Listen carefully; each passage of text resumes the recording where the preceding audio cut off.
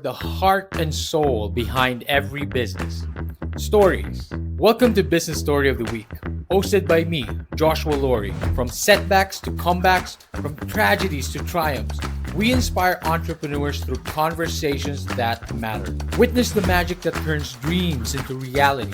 Whether it's your career, business, or life, your success is always one story away. This is Business Story of the Week. I'm Michael Levitt. Welcome to Business Story of the Week. Fantastic. And that is the man himself, Michael Levitt. He's our guest for today. My name is Joshua, of course. I am your host. And you know how it is. We ask you a question every day to start off the show. And today's question is burnout the silent epidemic? The silent epidemic that we are all ignoring. Well, Michael is the perfect guest to answer that question today. Joining us is Michael D. Levitt, the founder and Chief Burnout Officer of the Breakfast Leadership Network, recognized globally for his expertise on burnout and workplace culture. As a top 50 global thought leader on health and wellness in 2023 and the host of the acclaimed Breakfast Leadership Show podcast, Michael has inspired audiences worldwide with his insights on overcoming burnout and creating thriving workplaces. He's also a certified CBT and NLP therapist, a sought-after keynote speaker, and the author of Burnout Proof at 369 days, making him a powerful voice in today's fast-paced world. And today he's going to be joining us. Michael, thank you for coming on the show. How are you doing? I am great. Really looking forward to our conversation today, Joshua. I love that last part, by the way, under your bio. A powerful voice in today's fast-paced world. It's incredibly needed. We talked about being the epidemic right now. Why do you think it's so widespread, Michael? And do you think we're largely ignoring burnout? We're not ignoring it as much as we used to. We're seeing more and more organizations, media outlets talking about it, which is good. That's the first important step, is to actually bring it out in the open and start discussing it. Because what we've seen is, and this has been going on for quite a long time, even to the point of there's a book that was released in 1980, to give you kind of a time frame, by Dr. Herbert Freudenberger. And the title of the book is called Burnout. And I read it every couple of years. I pull it out, and there's only a handful of things in there that will give you a hint that it was written in the 1980s. But the rest of it, they could publish that book today and it would be spot on of what's going on right now. So it's not new, unfortunately, but it's definitely something that's impacting a lot more people. And it's this always on, always connected society that we have developed. Absolutely. Has created a lot of the issues that we're facing today. Always on, always connected, always stimulated. And we feel like we're probably entertained or distracted with what we have. We probably start thinking that it's good for our well-being, but it's actually overwhelming. It's actually overstimulating us. We actually feel like we don't get to rest, we don't get to pause. Michael, before we really start getting into it, of course, I would love to ask all about that. I would love to ask the Burnout Proof, the Breakfast Leadership Network. Before we start getting into it, I always like to ask this question. What was the young Michael like? What did the young Michael think about work-life balance and burnout? Was it always in his mind? Did the young Michael always know he was going to talk about this? What would the young Michael say to the Michael of today? I think, I probably couldn't spell work-life balance when I was younger.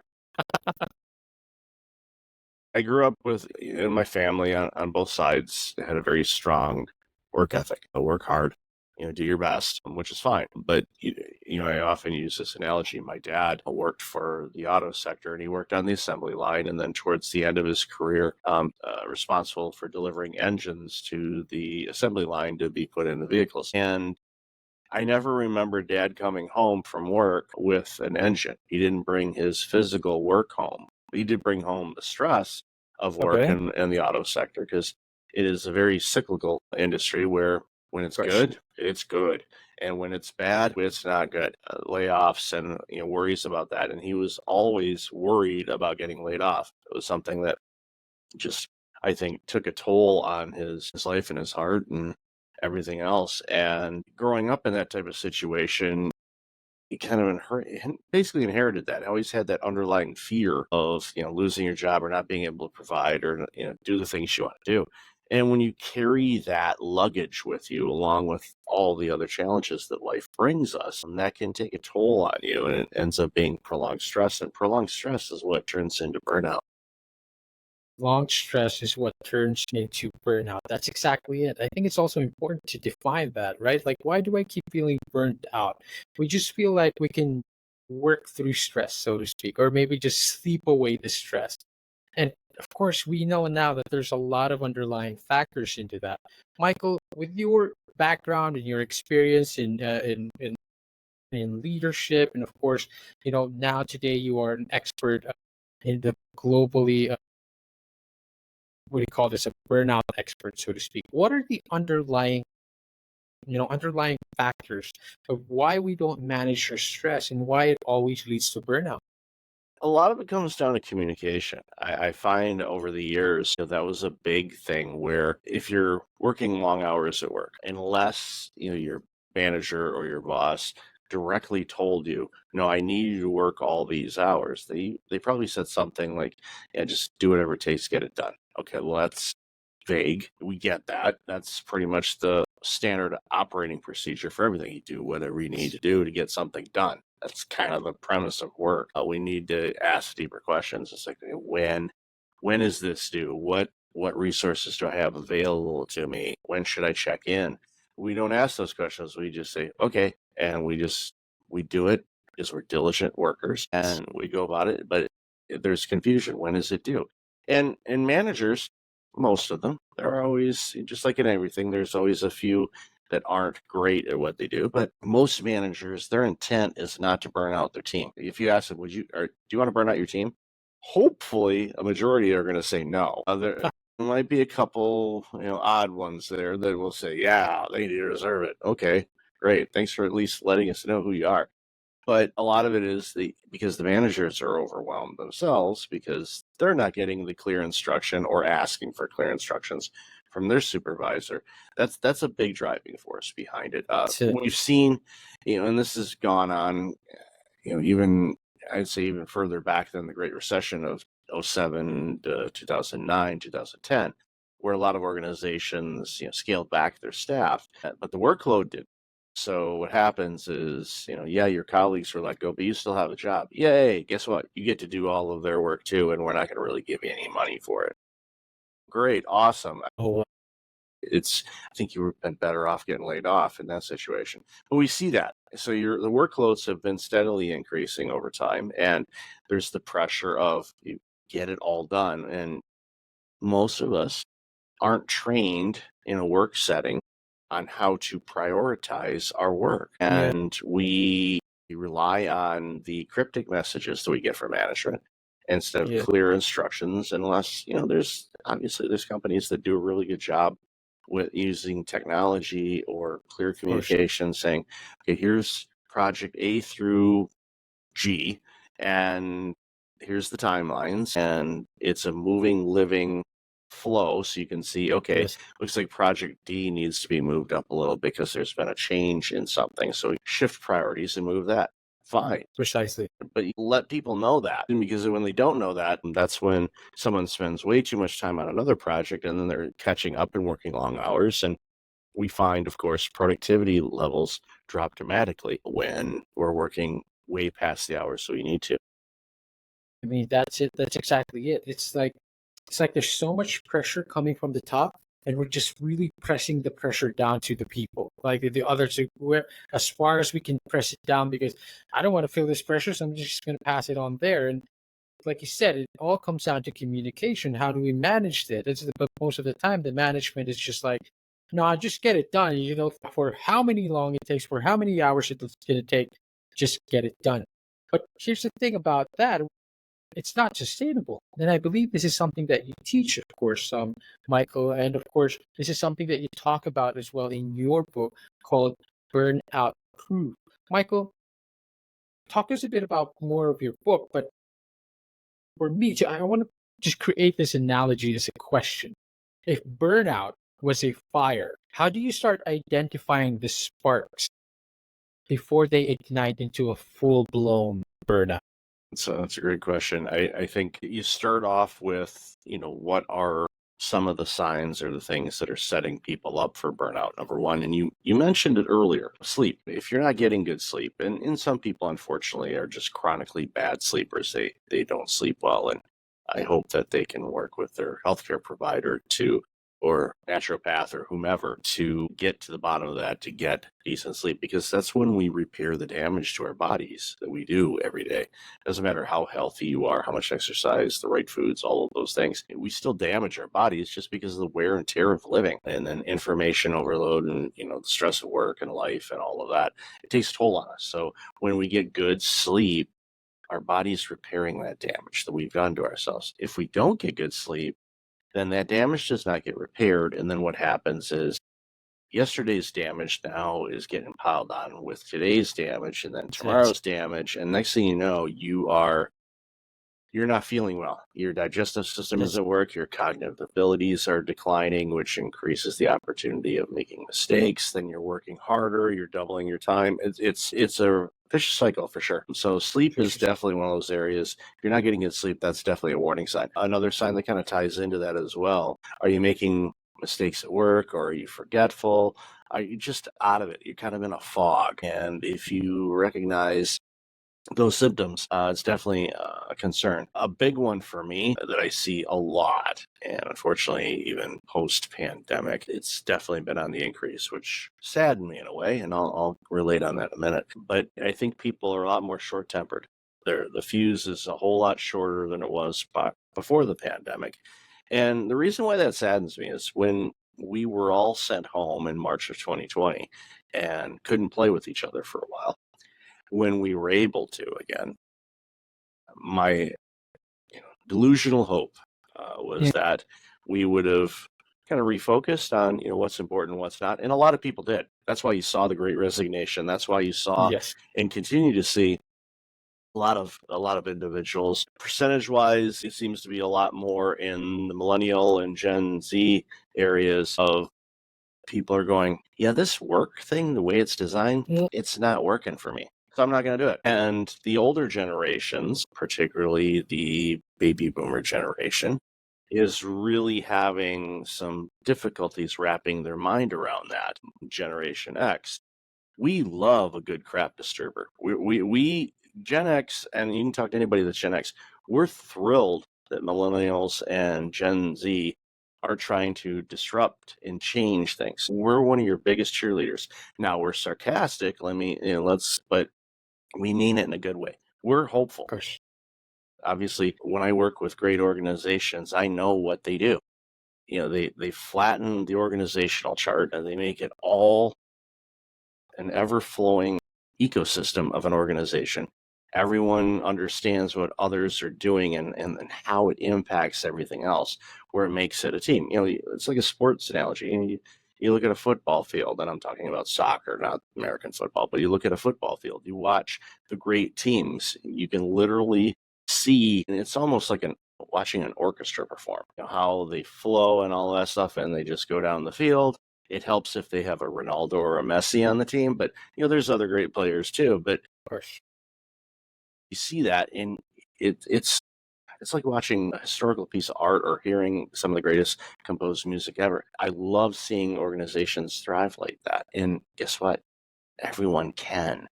It takes work, Okay. but it's really important. But long story short, if you're not sleeping well, if you're irritated all the time, if you're forgetful and all that, those are those sparks that you mentioned that could turn into an absolute inferno and you find yourself really deep into burnout. And that's the vicious cycle that you were talking about, the cumulative effect of it all, because we think we could just, again, we could sleep it off maybe, or we're like, I only need 5 hours of sleep. I don't really need 8 hours. I mean, that's we were kind of starting, we got into this phase of like hustle. The hustle culture is what is truly starting to burn us out. But I love that, of course, this optimism. People are starting to look at a bit more work-life balance. People are prioritizing good work environments. Of course, again, going back to your book, burnout proof. Michael, you talked to us about these sparks that we need to watch out for. What can we now do to make sure it doesn't ignite? Now we see those sparks, we see those signs. How do we make ourselves burn out? I think one of the key things is, and this is a difficult exercise for people, if you are burned Yes. out, you can recover from it pretty quickly. Now, a lot of people don't think that, but you can get back to a normal state probably a lot faster than you think. The deeper work, of course, is figuring out why you burned out in the first place. And that is a Right. road that many people are really afraid to look at because it requires them looking within. And for Yes, of some course. reason, humans hate doing that, which is really unfortunate because there's a reservoir of information and lessons and skills that we have that we could look within without judgment. And for me, in my own personal burnout journey, after recovery from it, I look back, I'm like, okay, how did I end up in this? But I looked at it with a childlike curiosity. I did not judge myself. I did not condemn myself. I did not yell at myself. I did not beat myself up. I'm like, it happened.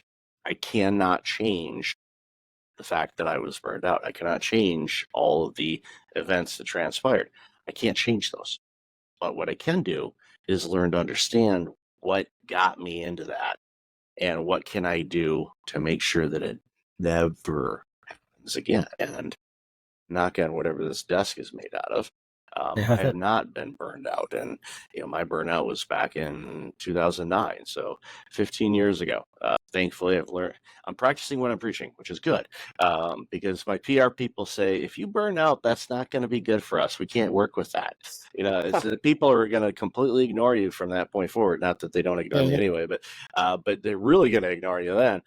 Getting back to your question, a lot of it is just looking within. Secondly is, and this is something I see people that are burned out all the time. They're like, okay, I just got to work more. I'll work more. I'll get through this. What starts happening is they start cutting out the things in life they enjoy doing. And it could be simple things like going to the movies or going out with friends or Right. going to a Okay. Okay. sporting Okay. event or listening to their favorite music or Turning off your phone. watching the 18,000 subscription services you have on television. Don't add up the cost on all those people because you'll realize you're paying more than you did when you had cable. And you probably still have cable. Now, if you're having financial difficulties, instead of worrying about how do I make money, look for those cost saving opportunities. Now, don't cut it to the point where you aren't watching or doing anything because that kind of is counter. That's not going to help. You want to entertain. You want to have that harmonization of labor and leisure, and for everybody that varies and can vary from week to week. But you have to do things in life you enjoy doing, and you have to schedule them. Because what happens is, if you don't schedule it, you're not going to do it. You're going to skip it. Case in point, I had a message from a longtime colleague of mine that was supposed to be in town, and we were trying to line something up, but then messaged me and said, "No, he's still stuck down where he's living right now, or because he splits his time from different places, and he's like he's gonna probably be back sometime early fall." I'm like, "Cool, all right, let me know, and I'll put it on the calendar." Because if I put it on the calendar, it's a good chance I'm gonna do it. If I don't put it on the calendar, I learned that lesson with my spouse. Like, if I don't write it down, for those that saw Men in Black, it's basically and gone, and Uh-huh. it's not there. So so you have to do that. So you can look within, see what makes you tick. Figure out you. And I think that is something a lot of people really don't have a clue about. They don't know who they are. And do things in life that you enjoy doing. Of course, get in some physical activity. And now, if you're completely immobile, you can't, you're in a wheelchair or something like that, you can't move, you can still exercise your brain. Do that. That'll go a long way. And for me, a big thing too is, understand, what foods are good for you and which aren't. Now, yeah, you could do the blanket statement saying fast food foods are bad, this is good. But you know what? Some of us, excuse me, we have different intolerances or food allergies that we may or may not be aware of. So I had a food intolerance test done a couple of years ago. They tested me on 260 foods. So I was alarmed at the page that was color coded red of the foods that I should avoid, because I'm like, wow, it says they knew the foods I like to eat. So I started eliminating those and eating more of the green and kind of, there's a green, yellow, and red. Basically, it's like a Of stopwatch. course. So the green, go crazy. You'll be able to eat whatever you want on there. The yellow, it depends. So, and the red, you should probably avoid. So just adjusting my diet on that, my digestive system works better. Don't have to worry about having acid reflux or GERD or other things like that, because the foods that I was eating were heading me down that road. So like, all right, so I'm not going to tell people to do it because it's not a cheap test, but understand, and sometimes even doing something as simple as just journaling what you eat every day, and then Yes. jotting down, Very. okay, how did I sleep? How did I feel the next day? Because it might give you an indication that, yeah, maybe that particular meal you get from Fridays or Applebee's doesn't sit with you. Or you Uh-huh. might go, I woke up this morning refreshed, I felt great. Okay, then that combination of ingredients that they use, your body likes. And when you do that, again, it goes back to getting the good sleep. You get good sleep. That's the battle armor. If there's a secret sauce of trying to prevent or recover from burnout, if you get your sleep routine right, that's going to help a long way. That's it. That's truly it. And I think I truly subscribe to that as well. Sleep is, I think it all starts with sleep. It all starts and ends with sleep. It's the major, major factor of burnout and self care, which I think we're completely avoiding. We feel like the less we sleep, the more you're productive, the more you hustle, the more you are a hard worker. We need to get rid of that mentality. I agree. And I find, and I know this just from understanding my own productivity levels and when I'm productive and when I'm not, I understand how my energy flows. And then I schedule my days accordingly. So if I have to do analytical work on spreadsheets or create things, then it tends to be morning for me. Afternoon tends to be more conversational or maybe strategic planning, just thinking about things. And it's great. The nice thing about being on shows or interviews, or either if I'm doing interviews or I'm being interviewed, thankfully I can do that pretty much anytime as long as I'm awake. So that's good, because I was always worried. I'm like, am I better at interviews in the afternoon or the mornings or the evenings? And I've done them all. And I even did one, overseas, where I think it was like 3 o'clock in the morning. I just had, I'm like, this is crazy, but I want to be on the show. This is So I crazy. did it, but I did it. So long story short is, just understand how you operate, you as an individual, not how you're told to operate, but how Yes. you operate. And one of the side effects that we saw during the pandemic, when everybody was sent home, or most people were sent home and they were working remotely, a lot of parents, for example, were initially having a real tough go because they realized really quickly that their work day and their kids' school day happened to be the same time, and they Uh, had to make sure that their kids were on the computer doing their online schoolwork and not on the PlayStation. So there was a lot of juggling around work and whatnot. So what happened was, a lot of parents would get up earlier in the morning to do some work. They'd do the school stuff with their kids, and then maybe after dinner, they'd return back to work. It made for some really long days for people. yes. And I get that, but I think parents, in many cases, their days are long anyway, so they're kind of battle tested for that. But we did see, one, the stats, there's tons of studies on it. The productivity levels for people that work remotely were at or slightly above what they were if they were going into the office all the time. And a lot of it is because of communication gaps, silos, waiting for things, red tape, all the things. But on the flip side of it is, a lot of people discovered that they do their best work at hours that were outside of that 9 to 5. So Interesting. a lot of companies that were success or are successful, and it would be able to create a way for these people to do the work, especially if they're still working remotely at those different hours, and it didn't impact the other team dynamics and workflows and Wow. all of that stuff. They started shifting that, saying, yes, you can work from 6 p.m. to 9 p.m. on this, and they got their best work. And what they found too, because that was when they were really in the groove, they got more done in less time. And Of that's course. the thing, if you're in the groove, you crush it, you get a lot more done in less time, because Absolutely. all the red tape, all the silos, all of the roadblocks that we face in a work environment, and gets out of your way. Mhm. I learned that a long time ago. It's like I get up early. Why? Because I crush it and I get done. I've got work that I do that's UK based. I'm in the US, so Uh, they're ahead of us. So, wake up in the morning and there's, some things to address. I deal with that first thing in the morning. There are some days where my quote unquote work day could be mhm. done by 10 a.m. and I've Wow. put in 5 or 6 hours straight. Well, that's not 8 hours. It's like the average level of productivity out of an 8-hour employee at best is like 3.75 hours at best. It's Why insane. well, you got your lunch breaks, you got your breaks. There's, again, workflow issues. There's waiting for people to get their deliverables to you so you can continue on it. Imagine and the Olympics just finished up. You're watching a relay race. So the runner's going and they're going to hand the baton to you and you're going to continue. Well, imagine you're standing there going, oh, and the other guy's waiting. He's waiting for the printer to load. It's like out of ink, got to do And it's this. done. We got to Nope. wait for that, okay, from, Division 3. So they're just standing there. Meanwhile, the runner's waiting and waiting and waiting, starting to get leg cramps. So they're doing some stretches. So when they actually get to do their work, they're able to do it. That's a great analogy of what work looks like. It's just like everybody's I just love that. waiting. So it's like when you are in the groove, you're not dealing with that. So you just fly through things so much faster. I love that. And of course, that is totally relatable to a lot of people. You just need to find that groove. You need to find what works for you. And of course, Michael, this is what you teach. This is what you help individuals do.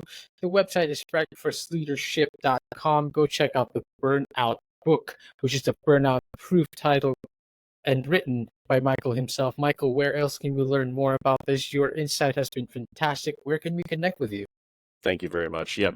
Breakfastleadership.com is a great incubator to start up at the top, or depending if you're looking at the phone, maybe it might be at the bottom. I always forget to look and see where it is. But you'll see social media icons, LinkedIn, Instagram, somewhat active on TikTok with videos and things like that. But Instagram, I'm on there a little bit more, and LinkedIn for sure. Always send me a message. Happy to chat. It's important for me that I'm doing my part, whatever I can, to eradicate burnout from this world, because Same. I hate it. I had it. It was horrible. I don't want anybody to ever go through it. It's just horrible, and it robs society of great people and great things. And That's because true. if everyone was working in their sweet spot and doing the work where they're utilizing their gifts, their gifts, their skills, their passions, you get that. All of a sudden, the work that they're doing is downright So magical. much. That's And true.